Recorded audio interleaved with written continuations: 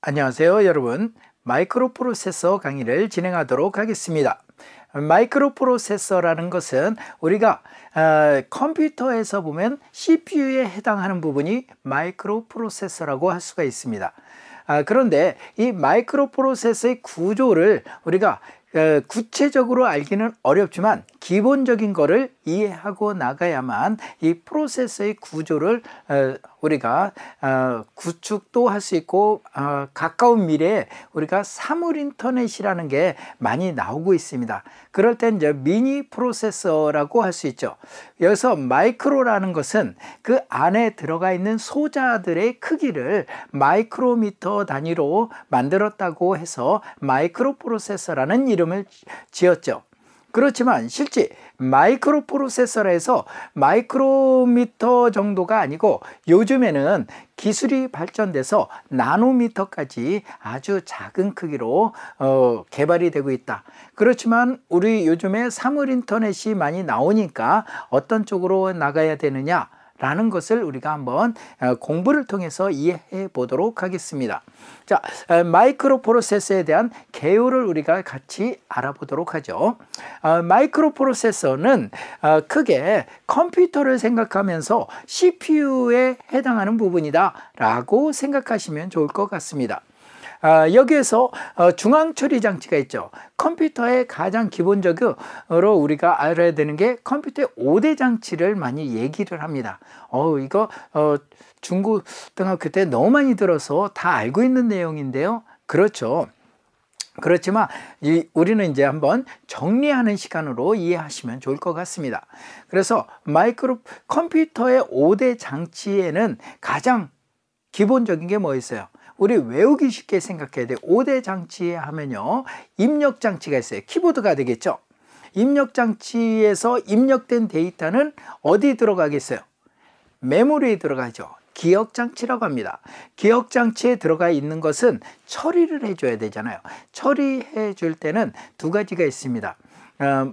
이 컴퓨터의 어원이 원래는 calculation, 계산기에서 오는 거잖아요. 그래서 산술 연산 장치가 있습니다. 산술 연산 장치가 하나가 있고요. 그 다음으로 또 무엇이 있겠어요? 산술 연산을 하려면 5 더하기 3, 그러면 5가 먼저 들어가고 더하기가 들어가고 3이 들어가고 거기다 곱하기 2, 뭐 이렇게 하면은 우선순위가 더하기보다는 곱하기가 먼저니까 곱하기를 뒤에 써 있어도 먼저 처리해야겠죠. 이렇게 해서 제어해 주는 부분이 있습니다. 이걸 제어 장치, 컨트롤러라고 합니다. 그 다음에 이 다 계산된 결과는 어떻게 나와야 돼요? 우리 모니터로 출력이 되죠. 그래서 출력 장치 이렇게 되어 있습니다. 다시 한번 정리해 보면요, 컴퓨터의 5대 장치는 우리 쉽게 외우세요. 키보드로부터 입력하는 입력 장치, 입력된 데이터가 저장되는 저장 장치, 기억 장치죠. 기억된 것은 가만히 있으면 되는 게 아니고 처리돼야죠. 우리가 명령을 내렸으니까. 처리하는 데는 두 가지가 있다. 산술 연산 장치하고 제어 장치. 그 다음에 다 처리된 결과를 우리한테 보여줘야죠. 그래서 이것을 우리는 출력 장치, 이렇게 해서 5대 장치로 얘기하는데 그 중에서 모든 것을 제어해 주는 시스템이 우리 중앙 처리 장치라고 얘기할 수가 있습니다. 그래서 CPU에 해당되는 부분이 있고요. 여기에 기억 장치, 프로그램이라든지 데이터를 저장한다. 아까 얘기했죠? 뭐요? 키보드로부터 입력받은 데이터를 저장하는 장치다. 이렇게 보시면 되겠습니다. 그 다음에 입출력 장치가 있죠. 입출력 장치는 당연히 키보드하고 모니터가 되겠죠. 우리가 이제 이렇게 크게 얘기하는데 여기 제어 장치하고 산술 연산 장치가 빠졌네요. 이건 크게만 얘기하는 거고, 우리가 마이크로 프로세서는 결국에는 CPU에 해당되는 부분을 얘기합니다. 그런데 CPU는 굉장히 복잡하죠. Central Processing Unit, 그러니까 중앙 처리 장치예요. 그래서 모든 걸 통제하니까. 그렇지만 이제 우리가 이 CPU를 만들어낸다는 개념이 아니고 조그만 미니 프로세서를 처리하고 실제 프로그램도 해봐야만 실용성이 있겠죠. 그래서 그런 부분으로 강의 방법을 우리가 제안을 하고 여러분들은 그것을 이해해 주시면 좋겠다, 이렇게 생각이 됩니다. 그래서 이제 컴퓨터에서 데이터가 흘러가는 이런 방향에 대해서 우리가 조금 이해를 하고 넘어가야 될 것 같네요. 컴퓨터 구성은 아까 얘기한 대로 중앙처리 장치에는 뭐가 있어요? 산술연산 장치하고 제어 장치가 가장 기본적으로 들어 있습니다. 그래서 CPU가 되겠고요. 기억 장치는 키보드로부터 입력받으면 저장된다 그랬죠. 그래서 저장 장치 끼워서 처리해요. 제어 장치하고 산술연산 장치에서 처리되고 그 결과를 다시 기억했다가 출력 장치로 이렇게 보내주는 5대 장치로 되어 있다. 여기서 이제 데이터 흐름은 어떻게 됩니까? 여기서 이제 데이터가 흘러가는 거하고 메모리의 주소 번지 값을 나타내는 게 있어요. 그래서 여기에 보면은 데이터가 어떻게 되어 있나요? 실제 메모리는 여러분들 이렇게 순차적으로 되어 있다고 한번 생각해 보세요. 그랬을 때 여기에 메모리 데이터가 저장되는데 이게 몇 번째 있는지 모르잖아요. 그래서 여기 0번지부터 번지가 우리가 포맷이라는 걸 하죠.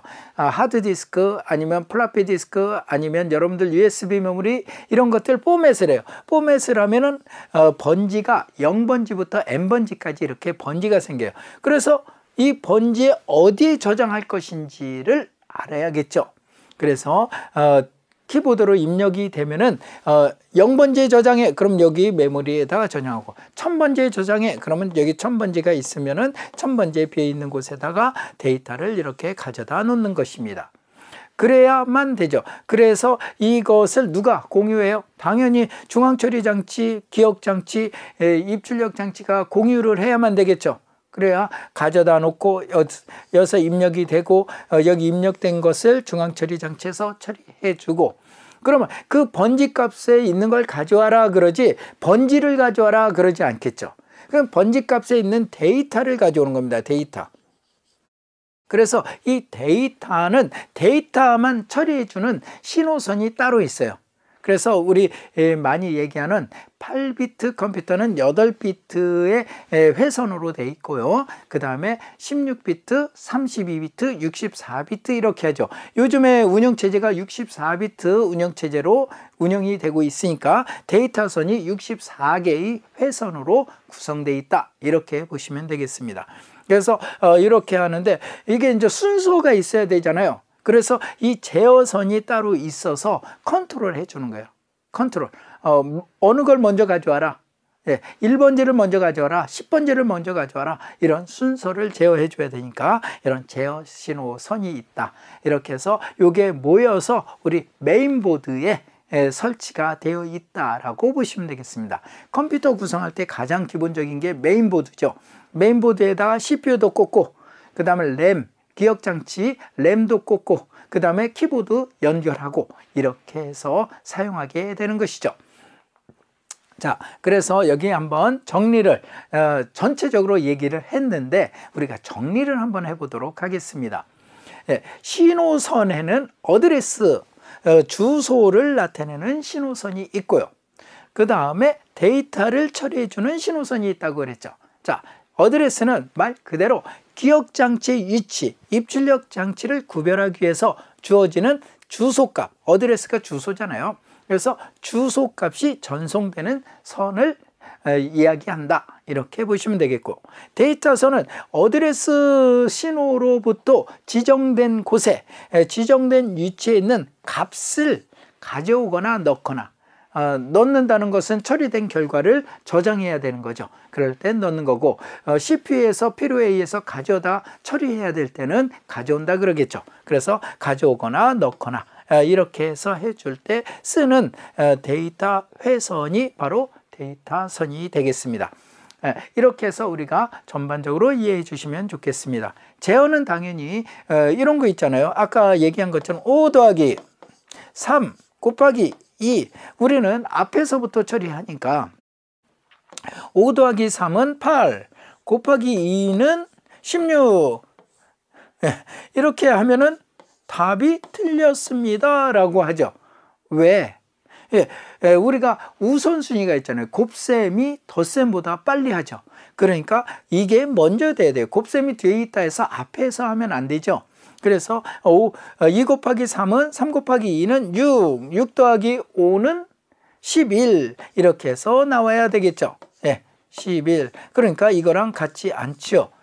그래서 이런 것을 제어해 줘야 되잖아요. 이런 것을 제어선에 의해서 제어한다. 뭐 데이터를 가져오는 것을 CPU에서 어느 게 먼저 처리해야 하느냐, 이런 것들을 다 가져다 써야 되기 때문에 이렇게 되는 것입니다. 이것도 당연히 컴퓨터 내부에 우선순위라는 게 있어서 무엇을 먼저 할 것인가, 사람의 뇌처럼 인공지능을 아직은 가지진 않았지만 그 안에다 규칙을 만들어서 넣어놨습니다. 그래서 그 순서에 의해서 우선순위가 먼저인 것을 처리해라, 이렇게 되어 있죠. 자, 그래서 우리 제어 신호선이 필요한 것이다 라고 보시면 이해가 되시겠죠. 자, 그러면 우리가 이제 눈으로 좀 봤으면 좋겠어요. 말로, 텍스트로 이렇게 계속해서 CPU가 이렇다 저렇다 이렇게 하면 우리가 좀 헷갈릴 수도 있잖아요. 그래서 여기 보시면요, 중앙처리장치 CPU에 해당하는 부분입니다.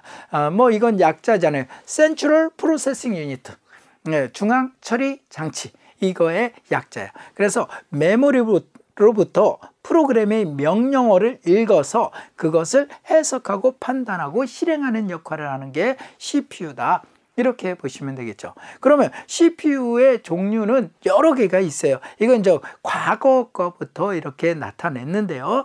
예, 보통 CPU가 인텔사 CPU 하면은 대부분 인텔사를 기억하게 되죠. 지금까지도 세계에서 가장 큰 CPU를 만드는 이 회사가 인텔사이기 때문에 그렇죠. 그래서 인텔사가 초창기부터 이렇게 CPU에 관여해서 만들어서 판매를 하는 회사예요. 그것으로 지금 오늘날의 세계적인 갑부가 된 회사가 되겠죠. 자, 그래서 인텔의 CPU가 있는데 초창기에 뭐 이렇게, 요즘엔 이렇게 생긴 거 거의 안 씁니다. 그런데 요즘에 와서 컴퓨터에 쓰는 건 안 쓰는데 요즘에 와서 또 이런 게 나오기 시작했어요. 어떤 거요? 이런 거는 이제 핀이 많지 않잖아요. 핀이 많지 않다는 것은 어떤 의미를 가지냐면요, 데이터선이 작다라는 거죠. 8비트 컴퓨터 입력선, 출력선 몇 개 안 되는 거죠. 그런데 요즘에는 64비트 컴퓨터, 그럼 이 64개가 전체가 합쳐도 안 되니까 당연히 이건 64비트 컴퓨터에 적용되는 CPU는 아니겠죠. 네, 초창기 CPU에 해당이 된다라고 보시면 되겠습니다. 뭐 여기 이제 모델명 같은 게 이렇게 써 있어요. 이 사람으로 보면 이름이죠. 예, 이름들이 이렇게 써 있는데 이걸 이제 부르는 이름이 되겠습니다. 그 다음에 뭐 이건 AMD라는 회사에서 만들어졌고요. 이거는 인텔에서 만들어졌고 회사명 있고, AMD도 CPU를 만드는데 지금은 많이 따라왔습니다. 한때는 많은 차이가 있었는데 지금 많이 따라와서 경쟁을 하고 있는 그런 회사가 되겠습니다. 자, 그러면 제어장치에 대해서 좀 알아보도록 하겠습니다. 제어장치는 명령어를 해석하고 그것을 실행하는 데 필요한 제어 신호를 컴퓨터 내부의 각 유닛, 각 장치를 얘기하죠. 유니트는 장치. 각 장치에 데이터를 보내서 그 흐름을 제어하는 거예요. 어느 게 먼저고 어느 게 나중에 처리해야 되고 이런 것들을 다 제어해주는 이런 신호가 제어선이다, 이렇게 보시면 되겠습니다. 제어장치가 따로 있죠. 그 다음에 연산장치. 우리 컴퓨터라는 용어를 쓰잖아요. 컴퓨터라는 용어는 어디서 나왔나 한번 생각을 해보시면 돼요. 컴퓨터는 calculation, calculation은 계산기, 이렇게 보시면 돼요. 옛날에 초창기에 파스칼이라는 수학자며 과학자가 있었어요. 이 수학자며 과학자가 아버지가 세무공무원이었죠. 그래서 이 세무공무원인데 그 당시에는 수작업으로 다 했잖아요. 수작업으로 계산해서 다 처리했는데 연초에 시작해서 연말 되면 그 학기 다 끝나요. 다 끝나면 쉬어야 되는데 쉬지 못하고 또 그 다음 학기 또 나오는 거예요. 올해 1월 1일부터 12월 31일까지 다 처리하고 나면은 또 1월 1일이 됐잖아요. 그래서 쉬는 날이 없는 걸 보고 어린 파스칼이 생각했어요. 아버지를 위해서 무엇을 좀 편하게 할 수 있는 방법이 없을까라고 생각을 했죠. 그래서 나온 게 뭐예요? 컴퓨터의 기초, 지금의 컴퓨터는 아니지만 계산하는 계산기를 기계식까지는 못 갔지만 그런 비슷한 형식으로 만들었어요. 그래서 누르면은 값이 올라가고 10진수 처리하는 게 처리하게 됐어요.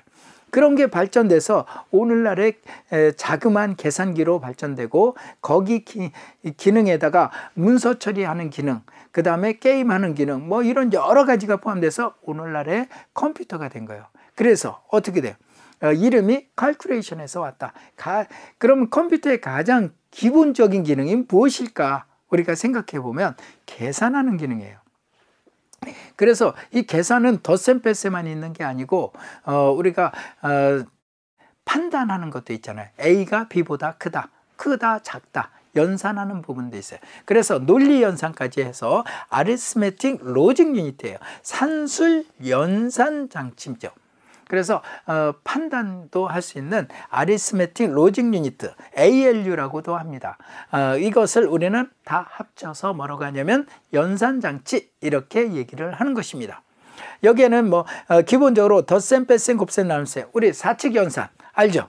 여기에다 산술 연산과 AND, OR, exclusive OR 이런 거를 넣어서 비트 단위의 논리 연산을 수행할 수 있도록 하였다 라고 보시면 되겠습니다. 그 밖에 비교, 판단 등의 기능을 더 처리할 수 있도록 이 연산장치가 굉장히 많이 발전합니다.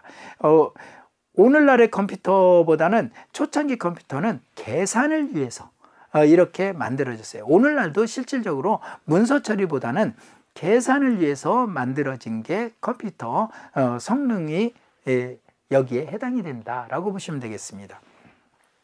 그러면 그 데이터를 가져와서 처리해 주는 장치가 있어요.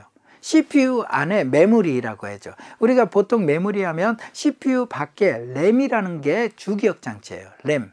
우리가 램 많이 들어보셨죠? RAM, 랜덤 액세스 메모리의 약자죠. 그런데 이 메모리 안에 들어있는 거를 어디다? CPU로 가져와야만 처리가 되잖아요. 처리 기능이 있으니까. 그러면 어디로 가져오냐면 이 CPU 안에는 기억장치라고 해서 레지스터라는 게 있습니다. 그래서 이 레지스터에 의해서 처리가 된다라고 보시면 되겠어요. 명령어를 실행할 때 데이터 또는 결과를 저장하는 저장 공간이다. 메모리나 다른 외부 장치들에 비해 고속의 액세스를 가진다. 기억 장치 중에서 최고 속도가 빠른 게 레지스터예요. 당연히 CPU 안에 있으니까 제일 속도가 빠르게 만들어졌겠죠. 그래서 이렇게 구성되어 있다라고 보시면 되겠습니다. 기억장치를 좀 보겠습니다. 기억장치는 이제 점점 발전하면서 다양한 모양의 기억장치로 분산이 됩니다. 자, 기억장치는 주기억장치하고 보조기억장치로 나눌 수가 있습니다. 주기억장치는 우리가 앞에서 얘기한 램이 이제 대표적인 거고, 롬도 있어요.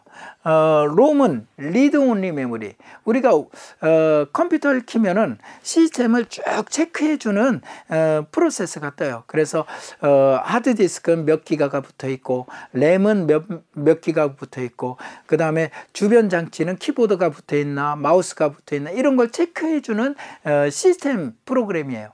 이것은 지워지면은 컴퓨터 킬 때 작동을 안 해요. 그러니까 지우지 못하도록 리드 온리만, 오로지 읽기만 하지 거기다 저장한다든지 이런 걸 못해요. 이렇게 하는 메모리를 롬이라고 합니다. 롬. 롬에는 뭐 종류가 여러 개가 있는데 이거는 뭐 지금 설명하기는 좀 그렇고, 일단 리드 온리 메모리가 있다 라는 걸 알아두시고요. 그 다음에 우리가 컴퓨터를 쓰려면 보통 데이터가 어딘가 올라와야 돼요. 하드디스크에 있으면은 이거를 처리하지 못해요. CPU가 하드디스크까지 가서 읽어드릴 수는 있는데 속도가 너무 느리죠. 그러면 성능이 나쁘다 이렇게 하는 거죠. 그래서 성능이 좋은 기억장치인 램에다가 이렇게 올려놓습니다. 랜덤 액세스 메모리라고 해서 여기에는 이제 두 가지가 있어요. 우리가 D램이라는 게 있고 S램이라고 하는 게 있는데 좀 아시는 분은 아실 거예요. 우리가 일반적으로 쓰는 램은 D램이에요. 다이나믹 램이라고 해서 좀 가격이 저렴하고, 이 S램은 우리 캐시 메모리라고 들어봤나요? 예. 예, 캐시 메모리에 해당되는 게 S램이에요. 스태틱 램이라 그럽니다. 그래서 이 두 가지로 구성되어 있는데, 이제 제일 많이 쓰이는 게 이제 D램이죠. D램은 우리나라가 전 세계 시장의 약 70% 이상을 공급하고 있어요. 어디서 공급하나요? 예, 삼성전자가 약 40%. 그 다음에 SK 하이닉스라는 곳에서 이 메모리를 만들어요. 그런데 D램을 만드는데 SK 하이닉스에서 약 25에서 30%, 삼성에서 40에서 45%, 약 70%, 전 세계 시장의 70%를 공급하고 있다라고 보시면 돼요. 그만큼 우리나라가 IT 강국이다라고 보시면 돼요. 그렇다고 삼성하고 하이닉스가 강하다 해서 모든 사람이 강한 게 아니에요. 강해지려고 우리가 이렇게 공부를 하는 겁니다. 그러니까 열심히 해주시면은 여러분들도 그런 걸 설계하고 만드는 사람이 될 수 있다라고 보시면 되겠습니다. 그 다음에 우리가 많이 쓰는 USB 메모리 아니면 CD, 하드디스크 이런 것들은 다 보조기억장치라고 합니다. 주기억장치가 아니고 보조기억장치 이렇게 보시면 되겠어요. 그래서 여기에 우리가 이제 기억되는 거에 따라서 이제 차이가 좀 있는데, 보조 기억 장치에 저장된 것은 한번 저장되면은 지우기 전까지는 계속 그 데이터가 저장돼 있어요.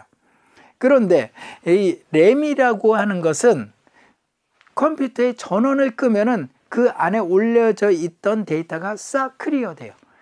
그게 이제 문제점이죠. 대신에 운영체제 같은 거를 올려서 처리해야만 속도가 빨라요. 하드디스크보다 한 10배 이상의 처리 속도가 있기 때문에 하드디스크에서 일일이 읽어오면은 처리 속도가 너무 늦어서 컴퓨터가 그냥 CPU는 아무리 좋아도 데이터를 가져올 수 없으니까 어떻게 해요?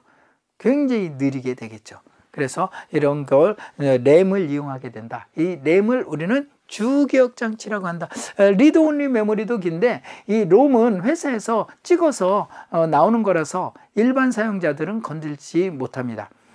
단 누가 일반 사용자가 쓸 수 있는 건 램이다. 이렇게 보아주시면 좋겠죠. 기억 장치를 좀 더 보면은 여기에서 이제 앞에서 나온 내용을 정리하는 거예요. 정리하는 거니까 여기 보시면 리드 온리 메모리의 약자 롬 이렇게 돼 있죠. 프로그램을 보관하는 데 사용되며 읽기만 가능하다. 말 그대로잖아.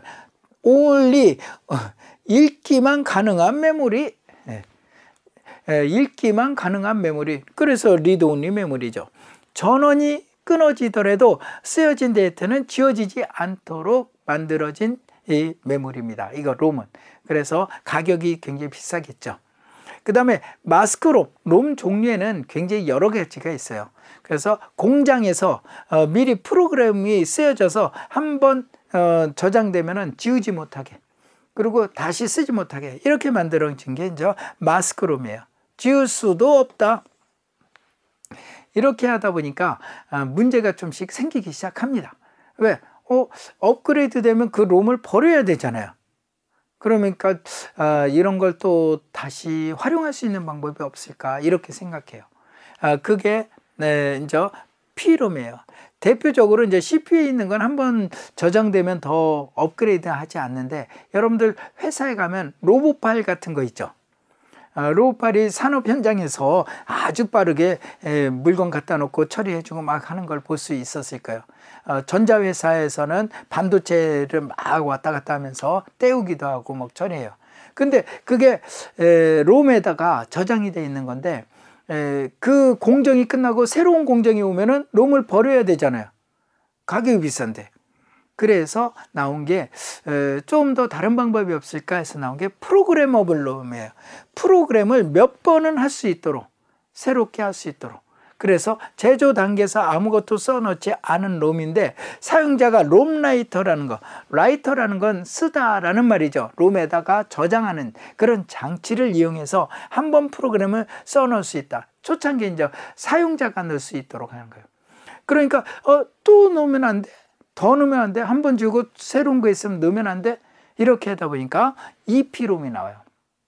EP롬은 여기서 E는 이라이저, 지우개를 이라이저라 그러잖아요, 영어로. 그러니까 지웠다 썼다 할 수 있는 건 그렇다 해서 무한정이 아니에요. 초창기 거는 무한정 썼다 지웠다 하는 건 아니고 횟수를 이제 정해놓고 이거 썼다 지웠다 하면은 그 칩에 이상이 생기니까. 그래서 이런 게 초창기에는 뭐 수백 번, 뭐 100번 뭐 이 정도로 지워가면서 쓸 수 있도록 했어요. 그러니까 그것도 또 안타까운 거예요. 좀 더 많이 쓸 수 있는 거 없어요? 수천 번 지웠다 썼다 하는 거 없어요? 그래서 나온 게 여기 EP롬인데 EP롬이 나와요. EP롬. 예. 그런데 이 앞에 두 번째 있는 E는 이라이저라고 했잖아요. 전자적으로 일렉트로니컬 이라이저 프로그래머블 롬. 그래서 수천 번을 지웠다 썼다 할 수 있는 게 나와요. 그게 바로 EP롬입니다. 자, 롬의 종류는 이렇게 보시면 되겠습니다. 이거 외에 이제 여러분들 일반 사용자가 썼다 지웠다 할 수 있는 게 없습니까? 우리도 그 롬 말고 썼다 지웠다 할 수 있는 전자 장치가 없습니까? 그래서 나온 게 여러분들 쓰고 있는 USB 메모리. 옛날에는 디스켓이라든지 뭐 테이프 이런 거 썼어요. 물론 여기 한 번도 안 써보신 분도 있겠죠. 그런데 이렇게 했더니 용량도 작고 찾는데도 시간 걸리고 그래요. 그래서 안 되겠다.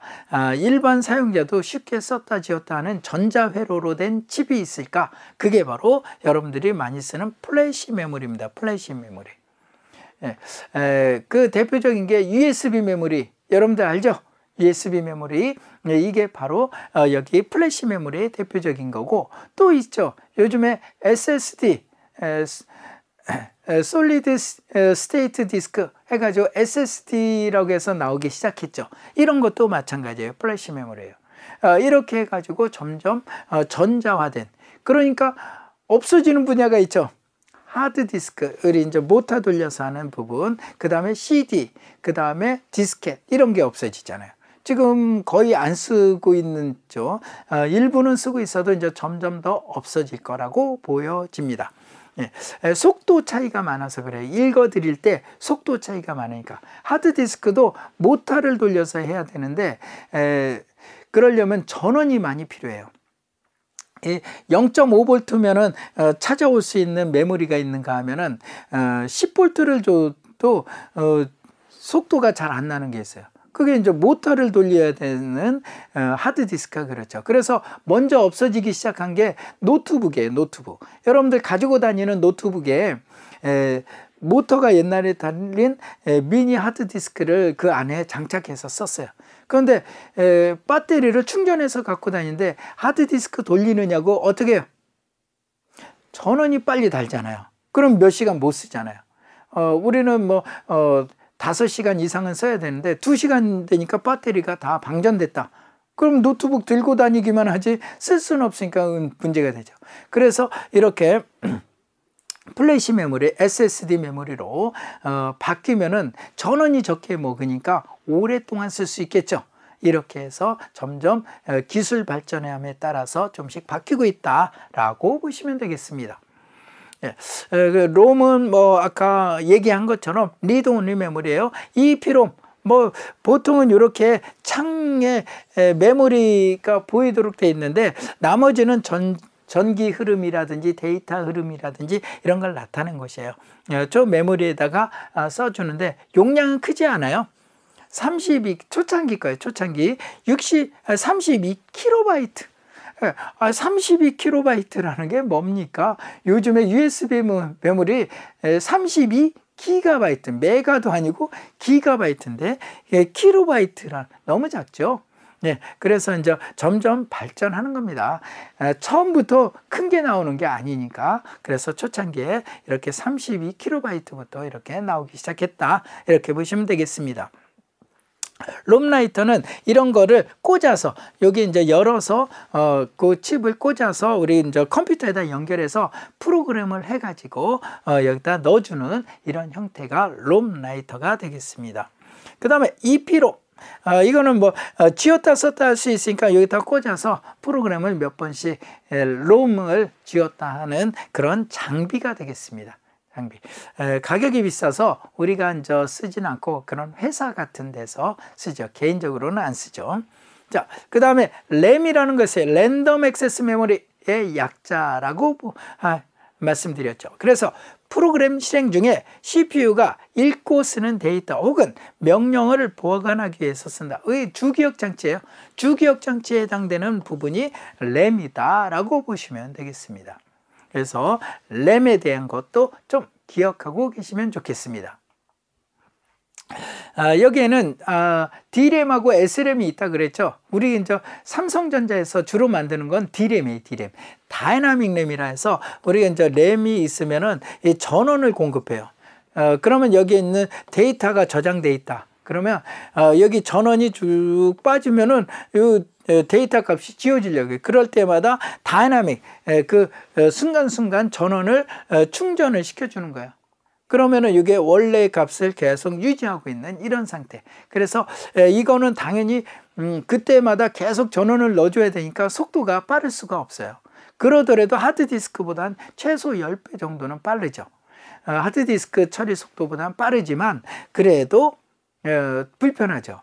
그래서 나온 게 이제 이거 다음으로 나오는 게 우리 이제 이거는 삼성전자의 뭐 이렇게 주기억 장치에 해당하는 램 이렇게 많이 보셨을 거예요. 그래서 이거는 뭐 참고해 주시고요. SRAM이라는 게 나옵니다. 스태틱 램이라고 해서 SRAM이라는 것은 전원을 계속 반복적으로 공급하지 않아요. 그래서 그럼 어떻게 해요? 반복적으로 공급하지 않으면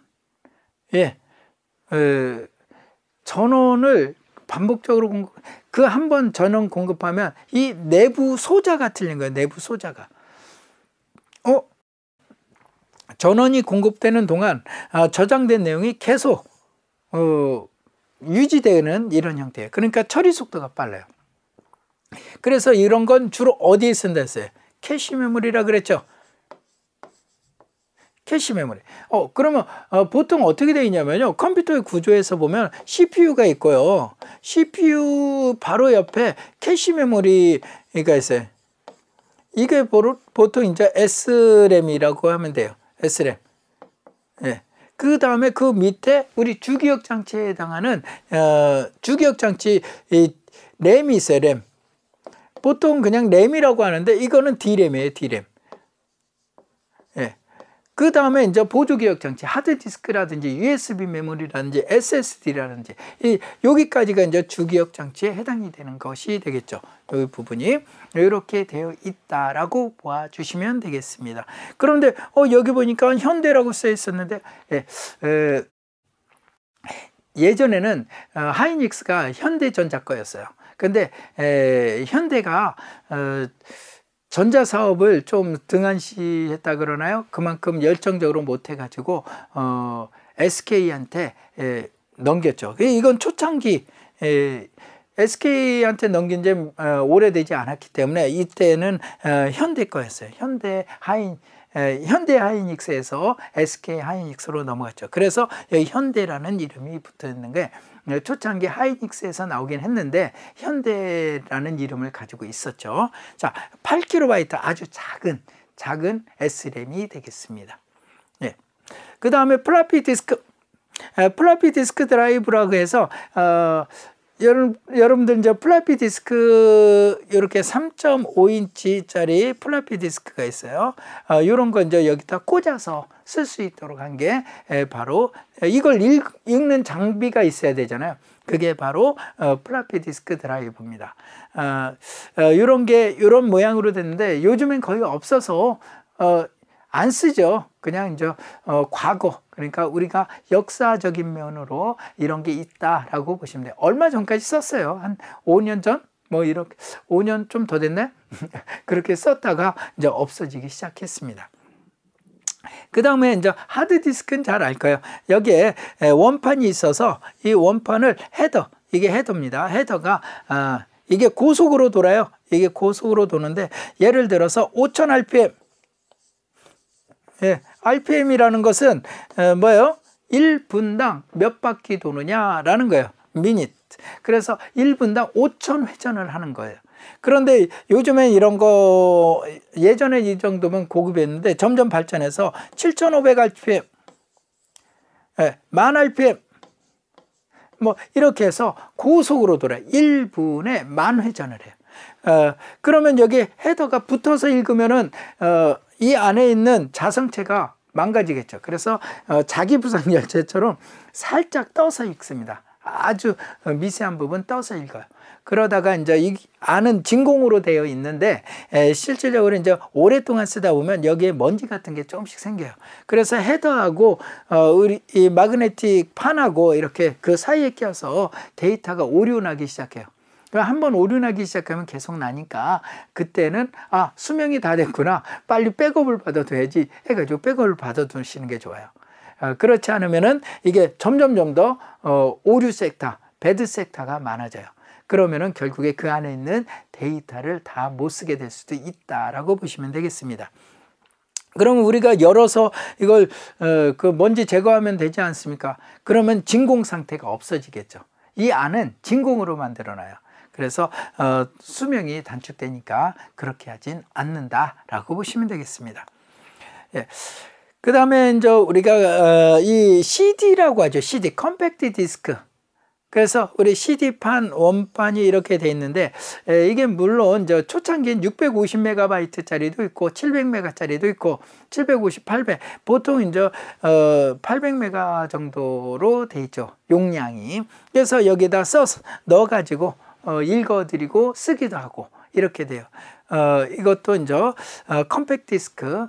근데 이것도 이제 용량이 800MB 뿐이 안 되니까 1기가가 아니잖아요. 여러분들 요즘에 USB 메모리 32기가, 64기가, 128기가, 256기가 뭐 이런 거 쓰잖아요. 그런데 이 메가바이트 단위니까 이것도 점점 사라지기 시작했습니다. 그래서 요즘에 점점 이게 없어진 게 많고 그 후에 나온 게 또 있어요. DVD라고. 이거는 800메가지만 DVD가 되면서 약 4.5기가 정도가 됩니다. 4.8기가짜리도 있고 뭐 그런데 그 정도 수준이 돼요. 약 5, 8, 40이니까 5배, 6배 정도의 크기. 그래서 이제 여기에 영화를 담으면은 고해상도로 담을 수 있죠. 그래서 이게 한때 유행하다가 이것도 점점 어디에 밀려요? USB 메모리 같은데 밀리기 시작합니다. 그래서 이제 점점 사라지고 있다. 이게 바로 DVD죠. DVD. 모양은 같아요. CD나 모양은 같은데 여기 이제 내부에 쓰이는 물질이 다른 걸 넣었죠. 그래서 약간 틀리다 이렇게 보면. 그래서 이제 고화질을 유지했었죠, 한때. 지금도 아직까지는 일부 쓰는데 점점 줄어들고 있는 추세이다라고 보시면 되겠습니다. 그 다음에 입출력 장치는 뭐 잘 알죠. 입력은 키보드를, 대표적인 키보드를 얘기하고, 그 다음에 출력은 모니터가 대표적인 출력 장치가 되겠습니다. 이렇게 해서 우리가 이제 좀 보시면 되겠습니다. 그래서 입출력 장치가 있다라는 거. 그 다음에 입출력 장치는 뭐 당연히 입력 장치는 키보드로부터 해서 입력이 진행이 되는 거죠. 그래서 문자, 숫자, 특수 문자 등을 정기적인 신호로 바꾸어서 저장하게 된다. 이게 바로 이제 키보드가 대표적이고, 요즘에는 마우스, 카메라도 있죠. 이런 것들이 다 입력 장치가 되겠습니다. 출력 장치는 처리된 결과를 우리한테 보여주는 거예요. 출력 그러면 뭐 프린터기를 생각하는데 그게 아니고 모니터가 표준 출력 장치가 되겠습니다. 그래서 컴퓨터가 처리한 장치는 사람이 이해할 수 있는 형태로 볼 수 있도록 한다. 그럼 뭐예요? 모니터죠, 모니터. 그래서 모니터를 통해서 보여진다. 이렇게 보시면 되겠습니다. 그래서 이제 마이크로 프로세서의 어떤 역사를 살펴보면 그래요. 1969년에 인텔사에서 4비트 마이크로 프로세서인 4004를 개발하고 그 후에 8비트 마이크로 프로세서, 이때 이제 이 소자의 크기가 마이크로까지 갔기 때문에 마이크로 프로세서라는 이름을 붙이게 된 거예요. 그래서 8080 뭐 이렇게 해서 쭉 이게 이제 점점 커지는 거예요. 그래서 모토로라사에서 6800 계열이 나오고, 그 다음에 자일로그사에서 G80 계열이 나오죠. 그런데 이제 지금까지 제일 성공한 데는 인텔이죠. 가장 투자를 많이 해서 더 성능이 좋은 거를 계속 하죠. 모토로라도 지금 없어진 거라기보다는 작은 장비들에 넣는 프로세서를 아직도 만들고 있어요. 뭐 자일로그사도 마찬가지입니다. 그래서 여기 보면 이제 16비트 컴퓨터가 나옵니다. 16비트라는 것은 4비트는 입력값이 한 번에 읽어드릴 수 있는 게 4비트, 8비트는 한 번에 읽어드릴 수 있는 데이터 값이 8비트, 16비트는 한 번에 읽어드릴 수 있는 게 16비트, 그 다음에 32비트는 한 번에 읽어드릴 수 있는 게 32비트를 한 번에, 클럭 한 번에 읽어드릴 수 있게 만들었어요. 요즘에는 저 64비트 컴퓨터를 쓰죠. 그게 한 번에 읽어드리는 게 64비트 단위로 읽어드려진다. 물론 출력도 마찬가지예요. 입력이 되면 출력도 당연히 같은 크기로 되겠죠. 그래서 우리 이제 80, 386, 386 세대 그러면 이게 이제 386이라는 것은 80년대에 386 컴퓨터가 나왔어요. 그래서 386, 486 뭐 이렇게 얘기를 하는 건데 그만큼 이제 성능은 좋았는데 이 당시에는, 오늘날에 보면 성능이 너무 이 80386하고 요즘에 나오는 i7 뭐 이런 거하고 비교하면은 거의 10,000배 이상의 성능 차이가 있어요. 그러니까 옛날에는 굉장히 좋은 거였지만 지금은 좀 오래됐다, 구식이다 뭐 이런 식으로 쓰기도 합니다. 그래서 이런 것들이 있다라는 것만 여러분들이 이해해 주시면 좋겠습니다. 내부 구성은 이렇게 됐어요. 이제 이게 이제 핀 뒤집으면 핀이 쫙 있는데 이게 이제 32비트다 그러면 뭐 입력 출력이 있으니까 핀의 수가 굉장히 많아져요. 그래서 거기 전원도 들어가고 제어 비트도 들어가고, 그래서 핀의 수가, 이건 이제 초창기 16비트 그 컴퓨터에서는 이렇게 됐는데 이건 이제 32비트 컴퓨터인 80386이나 486이 그렇게 됐죠. 이게 이제 펜티엄급 이제 64비트 컴퓨터가 되면서 이런 형식으로 바뀌게 됩니다. MCU라고 해서 이제 컨트롤러가 예전에는 CPU에서 모든 걸 제어했어요. 그래서 그러다 보니까 CPU가 하는 일이 너무 많은 거예요. 그래서 속도가 안 나요. 그래서 나온 게 이제 MCU라고 하죠. 그래서 MCU는 입출력 포트, 내부 메모리를 하나의 칩으로 내장한 하나의 단일 칩에서 제어할 수 있도록 했다라고 보시면 돼요. 제어용 프로세서로 개발된 8051, 뭐 이거는 그 칩의 이름입니다. 사람의 홍길동, 임꺽정 이런 이름이 있듯이 컴퓨터의 어떤 칩들은 그렇게 주지 않고 보통 이런 숫자나 아니면 영문자를 같이 섞어서 만들어 주죠. 그래서 80196 뭐 AVR 뭐 이런 것들이 여기에 해당이 된다라고 보시면 되겠습니다. 고성능의 가전제품과 소형화에 적합한 CPU로서 가전제품뿐만 아니라 자동차, 공장의 자동화, 생산 라인 등에서도 지금 많이 쓰이고 있다. 제어 장치들이 그렇잖아요. 컨베이어 시스템, 갑자기 가다가 물건이 많아져서 걸린다. 그럼 멈춰야죠. 이런 제어 시스템에 많이 쓰는 거, 그래서 MCU라고 합니다. 마이크로 컨트롤러 유닛, 이해되시죠? 네, 이렇게 이해해 주시면 좋겠습니다. 예, 이런 거의 그림은 뭐 약간 작은 CPU에 해당이 돼요. 이것도 이 안에 회로 소자의 길이가 마이크로급으로 만들어져서 마이크로라는 용어를 썼습니다.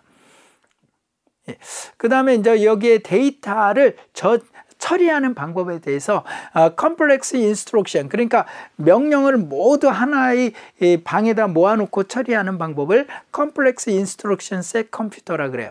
그래서 시스크 칩, 여러분들이 지금 쓰고 있는 PC들이 대부분 시스크 칩이에요. 인텔사에서 만든 이런 것들이 시스크 칩이다. 그래서 PC와 노트북에 사용되는 CPU가 대부분 시스크 칩으로 되어 있습니다.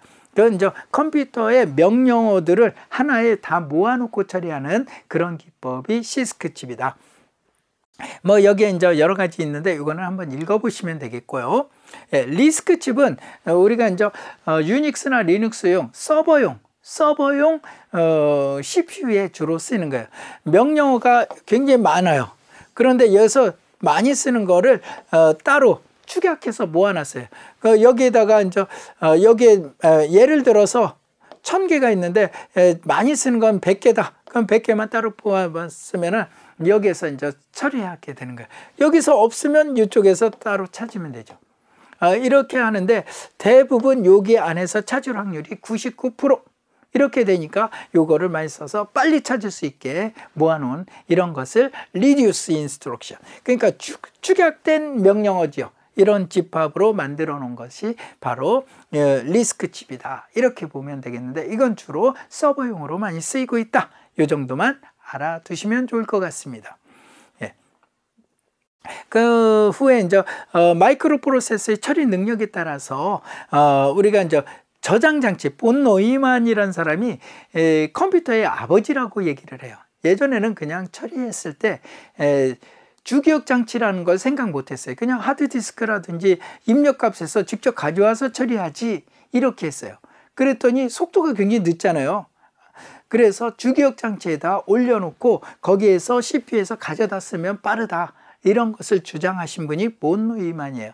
그래서 이 본 노이만이라는 사람의 이름을 따서 본 노이만 컴퓨터 이렇게 얘기하는 게 오늘날 여러분들이 쓰고 있는 컴퓨터가 다 여기에 해당이 됩니다. 그러니까 컴퓨터의 아버지라는 명칭을 받게 된 것이죠. 그래서 컴퓨터 프로그램에서 명령어와 데이터를 동일한 것으로 보고 데이터와 프로그램을 동일한 메모리 영역, 이 메모리 영역에다 저장해서 쓰자. 이렇게 해놓은 게 본 노이만의 특징이에요. 그래서 오늘날의 일반 PC에 다 사용이 되고 있다라고 보시면 되겠습니다. 예, 그래 이제 메모리가 있어서 CPU가 있는데 입력이 되면은 CPU가 모든 거 입력도 제어하고 메모리에 들어와 있는 데이터도 제어하고 그런데 여기에다가 들어오면은 당연히 여기다 넣어놓고 메모리에다 넣어놓고 여기서 주로 가져다 써요. 뭐 입출력은 많이 발생하지 않으니까. 그러니까 주로 왔다 갔다 하는 거는 이쪽으로 많이 왔다 갔다 하죠. 이렇게 만들어진 게 본 노이만의 구조이다라고 보시면 되겠습니다. 그 다음에 하버드 구조 있는데 이거는 한때 이제 실험용으로 많이 썼고 요즘에는 많이 쓰이진 않는 이런 형태입니다. 그래서 하버드 구조는 명령의 수를 줄이고 대신에 처리 속도와 내부 성능을 대폭 향상시킨 프로세서다. AVR, PIC와 같은 제어용 프로세서, MPU 등 이런 리스크 프로세서에 많이 쓰는데 이건 주로 서버용, 아까 리스크 칩이라 그랬죠. 이쪽에 많이 적용이 되어 있는 칩이 되겠습니다.